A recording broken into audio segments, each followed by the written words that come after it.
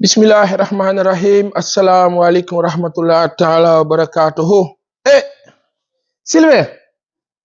Sylvain noo def? Baa ngi si jàmm. Waa Sylvain doo wax si kaw. Sylvain ngi nii copain Gary Lineker. Gary noo def? Gary, est-ce que Gary xam lu ma def? Hier, on a fait une super vidéo, les gens ont aimé. On va faire la même chose aujourd'hui. Donc, chaque jour, ça, nous avons tout dit, nous def ko. Alors, il se passe quoi ou il s'est passé quoi? Comme nous dañuy tërëri si dëkk bi ba war a waaje dugg fatu lëlu ñu ne xaaral nu am nu def. Le Conseil des ministres s'est tenu ce mercredi 17 avril 2024 au Palais de la République sous la présidence du chef de l'État, son Excellence Monsieur Bassirou Diomaye Diakhar Faye. Yëg nga loolu yow Gary Lineker yëg nga ko? À l'entame de sa communication, le président Sylvain Angé déglu, le président de la République a adressé ses sincères remerciements au khalife général des Mourides, Serigne Mountakha Bassirou Mbacké, et au khalife général des Tidjanes, Serigne Babacar Sy Mansour, pour l'accueil chaleureux, les prières formulées à l'occasion de ces visites de courtoisie et les cadeaux de grande valeur et de haute portée symbolique le lundi 15 avril 2024, respectivement à Touba et à Tivaouane. Ay waay ci jamono communiqué conseil des ministres dañ daan xool ni rek jàll moo tax lépp mu ngi lalu ca ñay nekk ca bopp ba ak seen taxawaay ak seen jëfi nag la ca des. Lecture commenté la maa def de. Le chef de l'État a informé le conseil qu'il poursuivra ses déplacements dans les autres cités et foyers religieux du Sénégal en vue de prendre en compte, d'une part, leur modernisation en termes d'infrastructures de base, voirie, eau, assainissement, électricité, téléphonie, et d'autre part, de réaffirmer son engagement constant à améliorer la vie communautaire et religieuse pour un Sénégal juste et prospère dans la paix, la stabilité et la concorde nationale. Le président de la République Bassirou Diomaye Diakhar Faye nee na dana am taxawaay bu mat bu yemb ak sunu këru diine yi nekk Sénégal loolu moo dee dëgg mooy li ñu xam day fekk nu yar la si nga am imaan ixsaan di dundee yaqin ba baax am taxawaay ak njort ba rafet am gis-gis ba sore loolu moo dee dëgg. On nous a tellement mal posé les choses nguur gi fi nekkoon seen taxawaay ñaawoon na ñaaw nga xam ni dafa demoon ba nous perdre nos repères par rapport ak sunu ay këru diine sunu ay kilifaak sunu ay maam ak maamaataak sunu ay bàjjan ak tàntaak baay ak la ca des loolu nu yàqoon nag am na nu yaakaar ne dana defaru ñi nga xam ne ñoom lañu jiñoon salafiste ak rebelle ak loolu ñoo am taxawaay bii maanaam këru diine yi dañ leen dévaloriser davantage te mooy sunu yëf moo la ñëy yëfa bopp dañ cee war a am taxawaay ba yemb ba jekk loolu day dëgg nooy sunu ay régulateurs si lañu bokk ci ñun lañu bokk ñooy nga xam ni ci sunu barke seen ay maam lañu taxawalee li nga xam ne moo di sunu réew gannaaw ba ñu tubaab ñëwee nañu république te république di lan loo xam ne sunu ay maamaat la ko sàccee république moo la sunu ay penc yi moom la sunu maam yi amoon Cheikh Anta Diop yàgg nañu kaa wax ñu bi ba ca kaw Soudan bu mag ak empire du gaaw ak Ghana ba ca Mali yéeg ba Égypte ancienne sunu ay maamaat ñoo doon les plus grands mathématiciens du monde ñoo sanc teg lépp l'Afrique est le berceau de l'humanité tubaab di nu nax danoo mën a continuer ci loolu moo tax lanu moom l'authenticité sunu ay yëf yi sunu ay maam yii sunu kër diine yi ñu war leen gën a fonk sëriñ kenn du ko gëm yàlla la ñuy gëm sëriñ di ñu teg ci yoon bi pour ñu egg sa mu nuy wan ne yàlla lii la wax yonent bi sallallahu alayhi wasallam lii la wax lii la ñu jàngale boo demee ci église bi ñu naan la Jésus Christa nee na yonent yàlla Isa ibnu Maryam dégg nga wax bi Marie lii moo dee dëgg moo tax nit kenn nekk la nga am la nga moom ngaa téye di si dund déglu baax maa ngi ci communiqué bi de conseil des ministres. Le président de la République a aussi informé le conseil qu'il a créé à la présidence de la République une direction des affaires religieuses et de l'insertion des diplômés de l'enseignement arabe composée du bureau des affaires religieuses et du bureau de l'insertion des diplômés de l'enseignement arabe. Xanaa neex ñooñu nga xam ni ñoo doon jàng ñu naan leen nitu daara ak lu ni mel yow daal arab ngay làkk nekk ci docteur en non ñu ne la non docteur en agrégé bi ci tubaab bi kookoo am valeur foutaise. Voilà d'où est partie la haute truanderie d'État partant de l'esclavagiste, du colon à fi ñu toll tey dégg na wax bi ak seen ay complice nitu daara yi daanu am valeur ci nguur gi loolu di dëgg seen njàngale ba ñu am ca mbirëb arab di làkk ni làkkab tubaab nasaraan française ak leneen jox leen gëdd ca présidence de la république dégg na wax bi ñu ne sunu kilifa bi jiite Sénégal di Bassirou Diomaye Diakhar Faye nee na ca présidence dana am benn direction la wax de ca biir présidence dana am benn direction boo xam ne dina lijjanti lépp lu jëm ci wàllu sunu diine lijjanti lépp lu dem ci insertion wu diplômé yi nga xam ni ñoo nekk ci enseignement arabe donc avec un bureau des affaires religieuses et un bureau de l'insertion des diplômés de l'enseignement arabe loolu moo di dëgg mooy li war a am ki jàng arabe ki jàng espagnol ki jàng anglais ki jàng français nga jël ki jàng français naan moo am xam-xam te lu yàqu ci dëkk moo ko yàq tout fou. Suite à la mise en place du gouvernement le 5 avril 2024, le chef de l'État a informé que l'inspection générale d'État va dresser un pré-rapport et un rapport définitif sur chaque passation de service moo di dëgg passation de service bu am dafa war a am rapport ba ca génn mu permettre ñu mën a niveler gannaaw évaluation xam li sookewul li baax li baaxul li ñu war a corriger li ñu war a apporter des correctifs et corrections mu mën a avancer nit boo dee yëngatu daa xam ci li ngaa yëngatu la mu doon état des lieux loolu day dëgg. En attendant, le président de la République a demandé au Premier ministre, en liaison avec les ministres, de faire le point sur toutes les passations de services effectuées dans les ministères et d'élaborer avant fin avril 2024 un rapport exhaustif sur les constats et les propositions relatives à la situation sectorielle, administrative, budgétaire et financière dans chaque ministère avant toute initiative ou action gouvernementale d'envergure. Mu di dëgg lépp loo xam ne ñu ngi ci yëngatu transparence na am lu ka soutenir lu ka sous-tendre ñu xam ne fii lay déparé fii lay teer dégg bu baax nee na le président de la République a demandé au Premier ministre en liaison avec les ministres de faire le point sur toutes les passations effectuées dans les ministères et d'élaborer avant fin avril 2024 un rapport exhaustif sur les constats et les propositions relatives à la situation sectorielle, administrative, budgétaire et financière dans chaque ministère avant toute initiative ou action gouvernementale d'envergure maanaam la fa ne lañ fa fekk nañu xool saytu ko la mu doon lépp ci lan la tënku bala ñoo tàmbali lenn ndax jaxasoo bañ am ak réeroo moo dee dëgg. Le président de la République a insisté avec le Premier ministre sur l'impératif pour chaque membre du gouvernement de suivre les procédures fondamentales de validation concernant les orientations politiques de l'action gouvernementale ainsi que les modalités de communication indiquées à cet effet. Billaay liggéey daa tegu ci ay fondamentaux la méthode et la bonne organisation baa ko amee li nga def dafa leer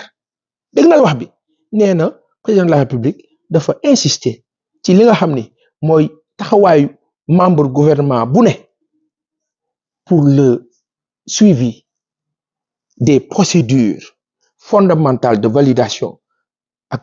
yi concerner les orientations politiques bi nga xam ni moom la gouvernement bi di yëngu ak modalité de communication indiquée à cet effet maanaam ban communication appropriée moo see dem nan la ñu war a communiquer kakaa def nan la ko war a defee ci ban moment ak lépp loo xam ne jël nañ ko ci décision appropriée par rapport ak seen ay yëngatu li moo di dëgg.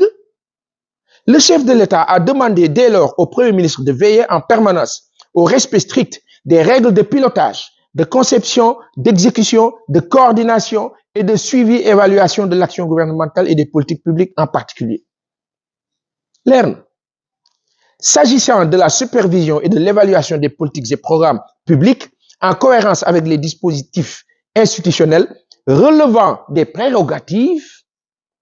du Premier ministre, le président de la République a informé le Conseil de la création à la présidence de la République d'un bureau d'intelligence et de prospective économique BIPE ainsi que d'un bureau de suivi et évaluation des projets et programmes qui va assurer le monitoring des directives présidentielles du projet. lépp lu nu teg na muy doxee na mu war a doxee ñakaa doxal ca timing ba en termes de monitoring lépp daa am suivi daa am taxawaay contrôle ñu ngi ci contenant bi ba tey de Le président de la République a insisté sur l'urgence de finaliser le plan d'action du gouvernement avec un agenda précis de réalisation des objectifs de souveraineté dans les domaines économiques, culturels, sécuritaires, alimentaires, monétaires, numériques et pharmaceutiques. Je répète, le président de la République a insisté sur l'urgence de finaliser le plan d'action du gouvernement avec un agenda précis de réalisation des objectifs de souveraineté dans les domaines économiques, culturels, sécuritaires, alimentaires, monétaires, numériques et pharmaceutiques. Maanaam lépp loo xam ne taxawaay la jamono bi du loo xam ne dafa laaj jël temps dafa laaj attaque d'urgence lépp daanaka priorité la loolu nga see dégg lépp priorité la waaye nag du tere bi si jiitu ba ci toppaat ba muy egg ba muy yemb mu ne l'urgence de finaliser le plan d'action du gouvernement avec un agenda précis de réalisation des objectifs de souveraineté dans les domaines économiques, culturels, sécuritaires, alimentaires, monétaires, numériques et pharmaceutiques. C'est l'ensemble des tâches gouvernementales qui sont ainsi conclues dedans. Le chef de l'État a demandé au ministre de la Justice,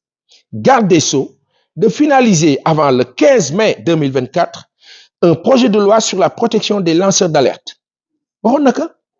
Dans le même sillage, il a ordonné, le chef de l'État, au-delà des audits et des missions périodiques de vérification dans les ministères, l'organisation annuelle de missions de contrôle dans les institutions constitutionnelles. D'ores et déjà, le président de la République a instruit l'inspection générale d'État de mener une mission de contrôle des services de la présidence de la République dans les meilleurs délais.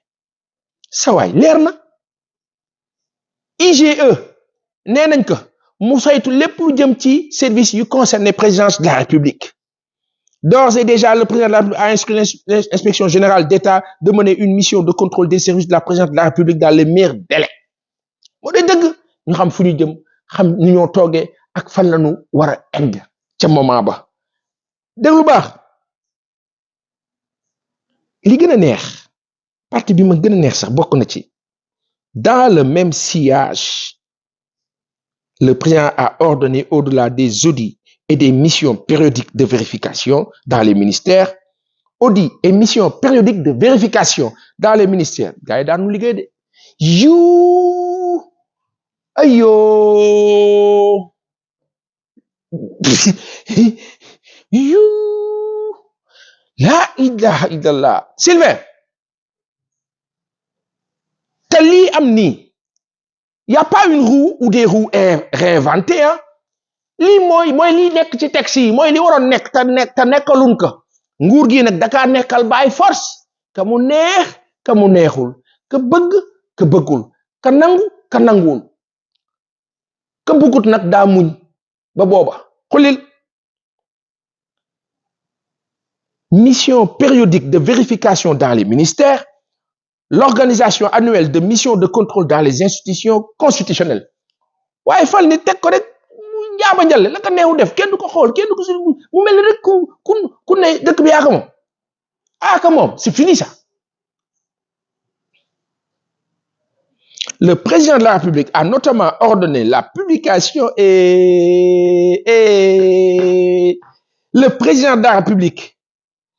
a notamment ordonné la publication des rapports de la Cour des comptes, de l'Inspection générale d'État et de l'OFNAC des 5 dernières années. 2019, jàppal nel benn li oustaz jaaga naan nel benn 2020 nel ñaar 2021 nel ñett 2022 nel ñeent 2023 nel ñeent juróom xulil eyo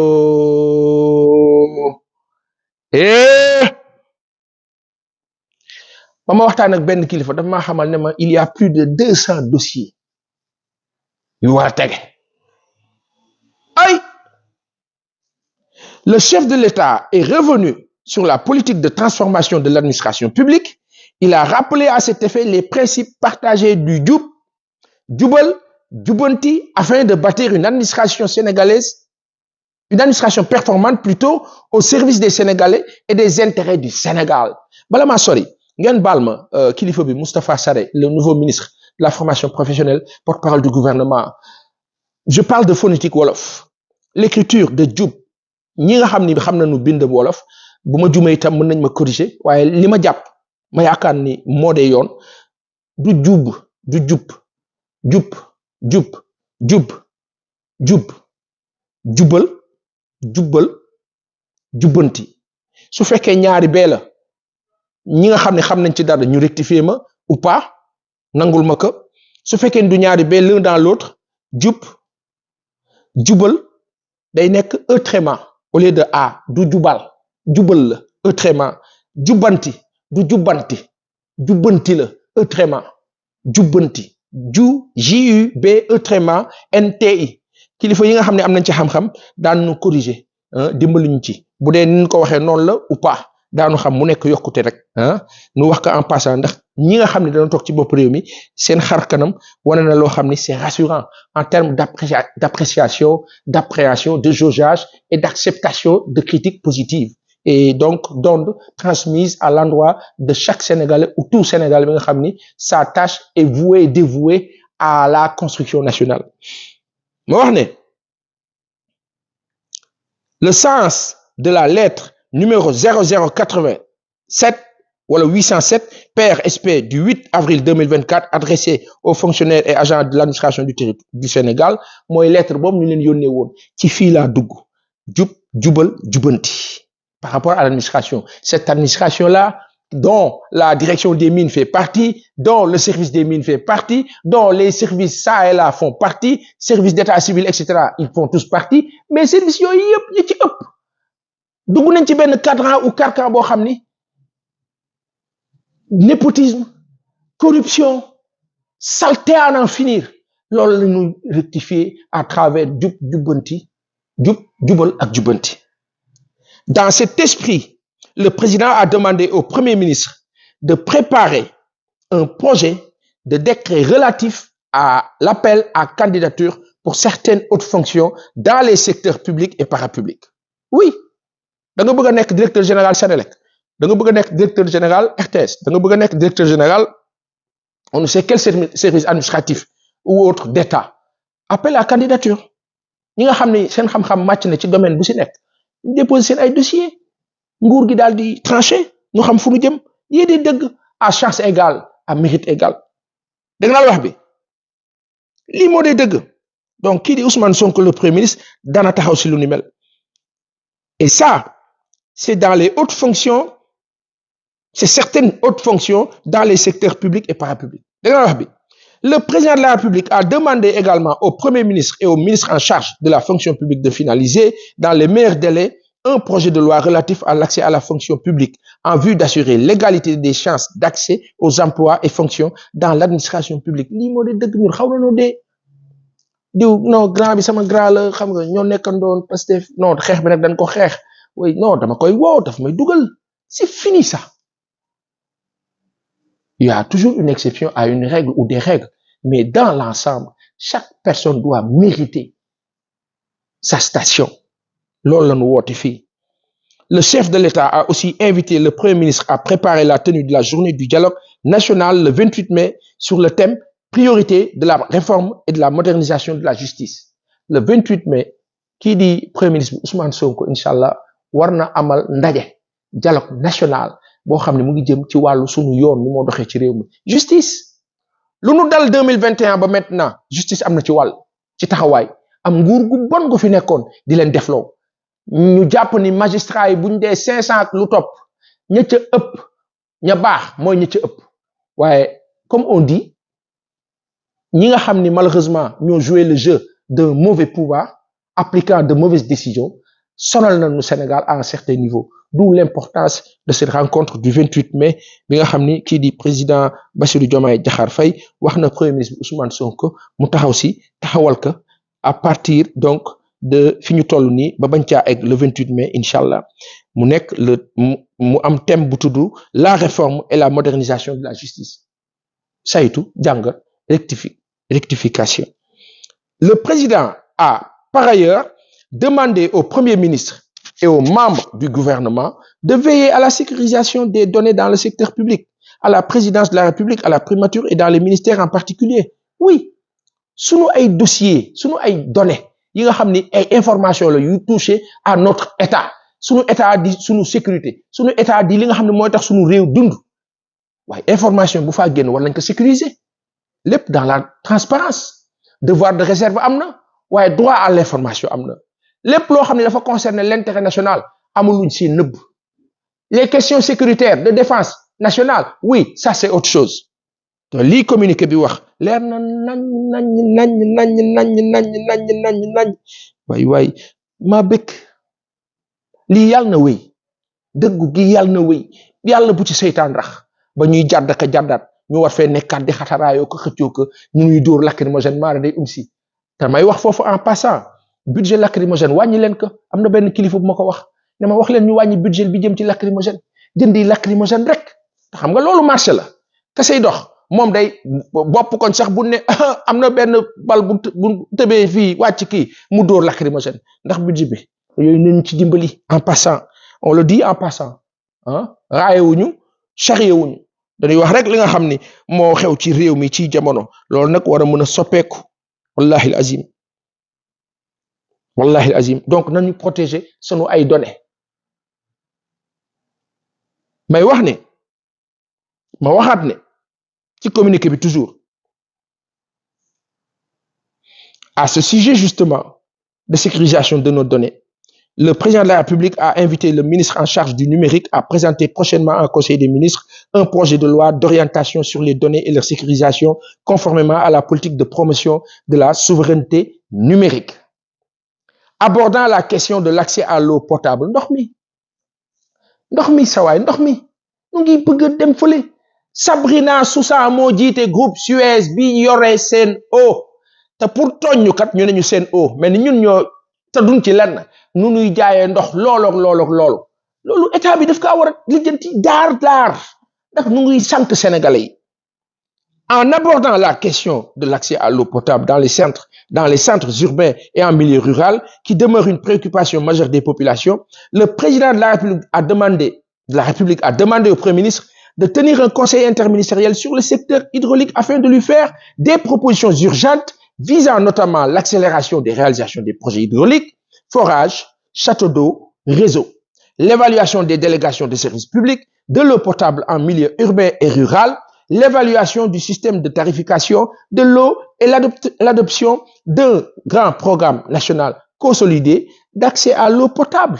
li moo di dëgg ndox mi saa yi tax a metti muy fii di feneen nan ngeen mënee comprendre jamono bi ñuy wax mbirab KMS 3 ak lu ni mel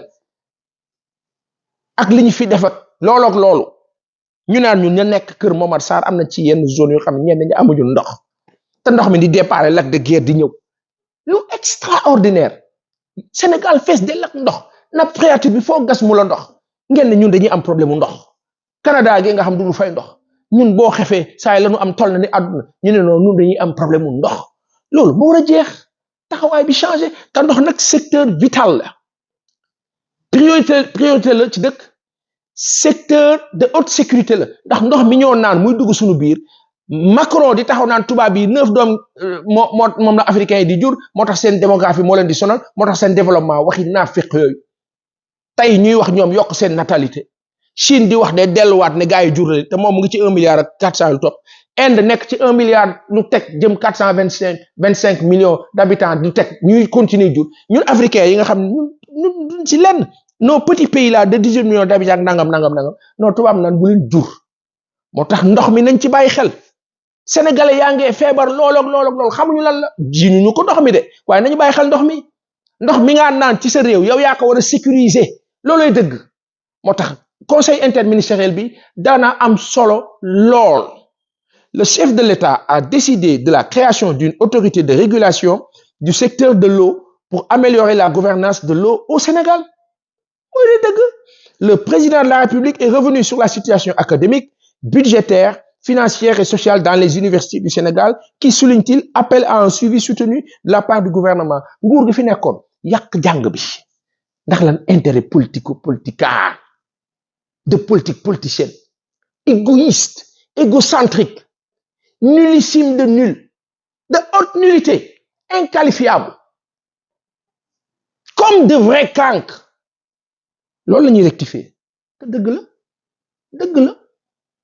Le chef de l'État a demandé à ce sujet au ministre de l'Enseignement supérieur, de la Recherche et de l'Innovation de faire, en rapport avec la conférence des recteurs, la situation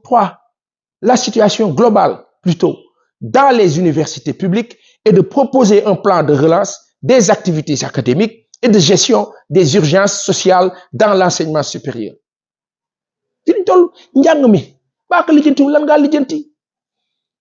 Le président de la République a demandé au ministre de l'Hydraulique et de l'Assainissement de procéder à un audit rapide du contrat d'affermage entre l'État du Sénégal. Waaw. Ndox mi Sen'Eau li ñu dëkkee ñun faaw ñu lijjanti ko. Président Bassirou Diomaye Diakhar Faye jërëjëf. Premier ministre Ousmane Sonko jërëjëf. Le gouvernement du Sénégal jërëjëf. Daanu ko waxee nii de tant que yéen a ngi dox ci li nga xam ne moo di dëgg ci réew mi daanu ko sàkkoo nii waxee ko nii leneen lu ngeen defit ñu waxee ko neneen rek. waaye yàlla na yàlla suturaal ba du ngeen doxee ñi fi nekkoon ñu noo doxee ne leen ci dëgg damay am fu ma dem sëñ bi dégg nga de nee na le président de la République a demandé au ministre de l'Hydraulique et de l'Assainissement de procéder à un audit rapide du contrat d'affermage entre l'État du Sénégal, SONES et Sen'Eau et du contrat de performance État SONES Sen'Eau, d'engager l'évaluation des partenariats publics-privés, les 3P, et de l'ensemble des contrats de délégation de services publics de l'eau potable en milieu urbain et rural avec un ciblage spécial sur les projets de dessalement des Mamelles et de la Grande Côte développés par la SONES avec la JICA et l'ACWA Power. Le chef de l'État a demandé au ministre des Pêches, au ministre des Pêches et des Infrastructures maritimes et portuaires de faire le point sur le dossier de la concession des chantiers navals de Dakar Nav. Yor wax na ci scandale bi am ci port autonome Dakar. Serigne Saliou Gueye jërëjëf. L'évaluation de ces activités et des mesures privées ou prises par l'État avant la fin de la concession prévue en juin 2024. L'édification du port multifonction de Ndayane avec DP World et de procéder à la revue de tous les projets et contrats dans le secteur maritime et portuaire.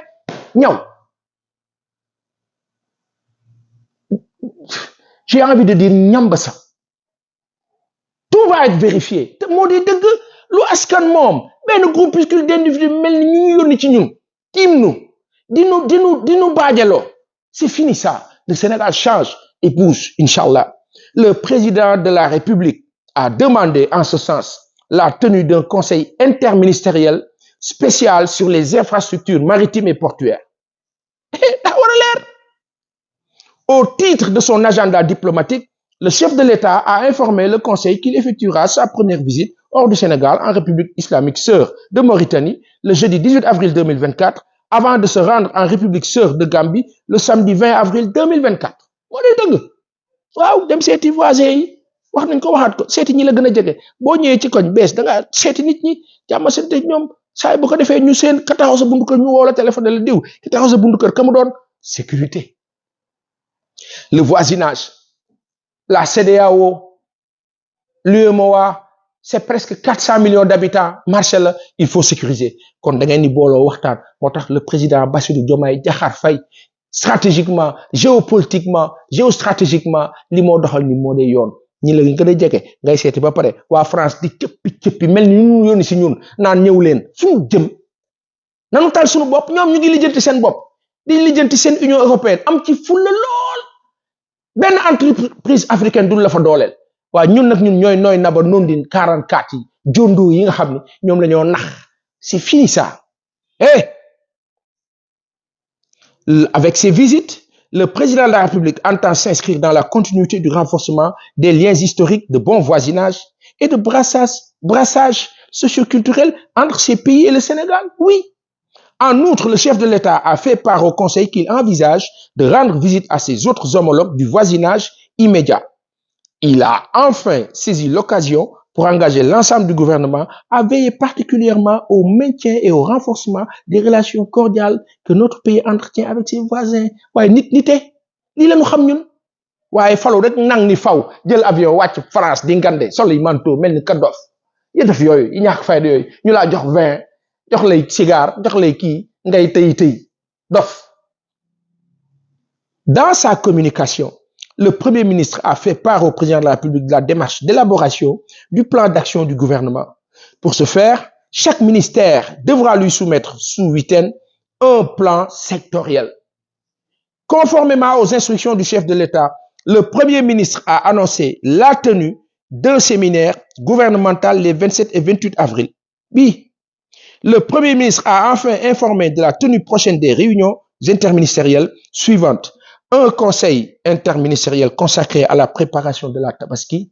2024. Tabaski boobu nga xam ni mbirab xar mooy nekk suñu jafe-jafe waaye Sénégal war nañ mën a fexe ba xar ñu am ci autosuffisance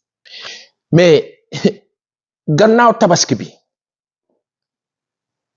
dafa am beneen conseil interministériel qui va être consacré à la campagne de production agricole 2024. Un autre conseil interministériel consacré à la préparation de l'hivernage. Inondation yi. Un conseil interministériel consacré à la préparation des examens et concours. Moo di dëgg. Une réunion interministérielle de suivi des engagements du gouvernement dans le cadre de la préparation du pèlerinage à la Mecque, édition 2024. Enfin, le ministre du Travail, de l'Emploi et des Relations avec les institutions a fait une communication sur les préparatifs de la fête du travail 2024. Ce communiqué, fait à Dakar le 17 avril 2024, le ministre de la Formation professionnelle, porte-parole du gouvernement, Amadou Moustapha Ndiek Sarré. Ma wax fi benn affaire bu simple te compliqué wu nu war see déggoo lii nu leen defal ci descriptif de lecture vis-à-vis de ce communiqué du Conseil des ministres de l'État de la République du Sénégal, du gouvernement du Sénégal, présidé par le président Bassirou Diomaye Diakhar Faye et le Premier ministre Ousmane Sonko. Venant leer na ci boppi ñëpp. Tous les secteurs de la vie active concernés ci méthode ci organisation ñu jukki jëm ci na neex rek kay na neex lenn moo am ci Sénégal yaakaar judduwaat na yàlla na wéy yàlla na Sénégal doxee fi naat ba jommal àdduna te lépp jik ñu gis nga ni ñoo toogee di seetaan Barcelone Paris Saint-Germain munoo neex ñuy faral kii di faral ka ca des Manchester City Real Madrid di faral kii di faral ka ca neex keneen ak keneen dañu bëgg ñun suñu économie am doole ba suñu ay championnat raw ñooñu ñii di parier ci àdduna bi di parier ci ñun muy dellu si ci ñun ñii seetaan di ay téléspectateurs di ay milliards de téléspectateurs di ñu seetaan di jënd suñu ay meilleurs joueurs foofu la àdduna bi jëm.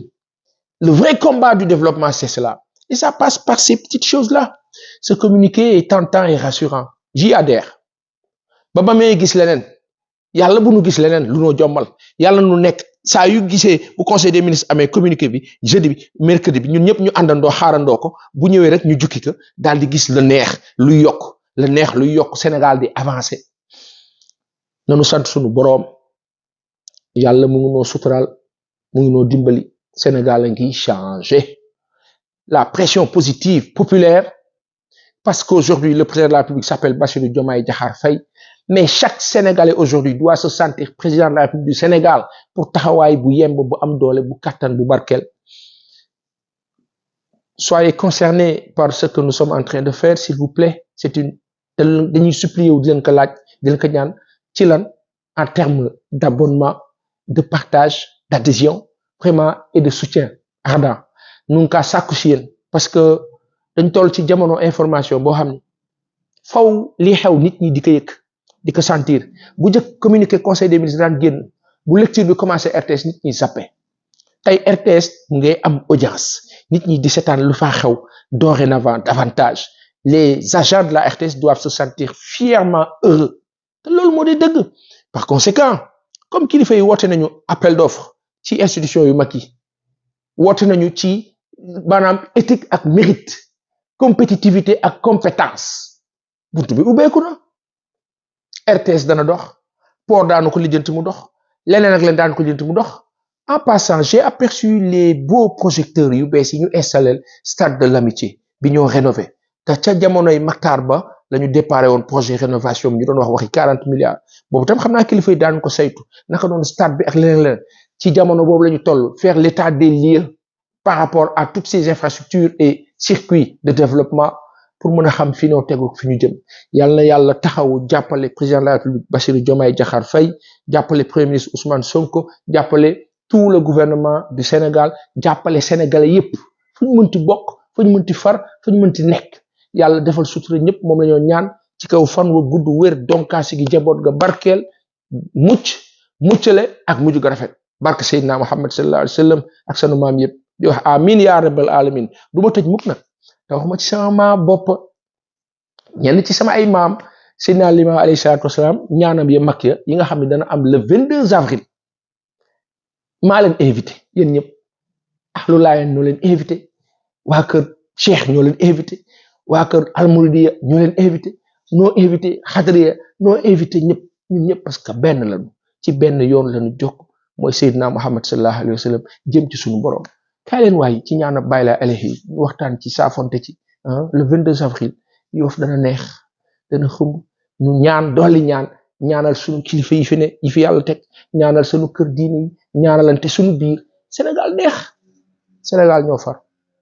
ba suba ak jàmm incha allah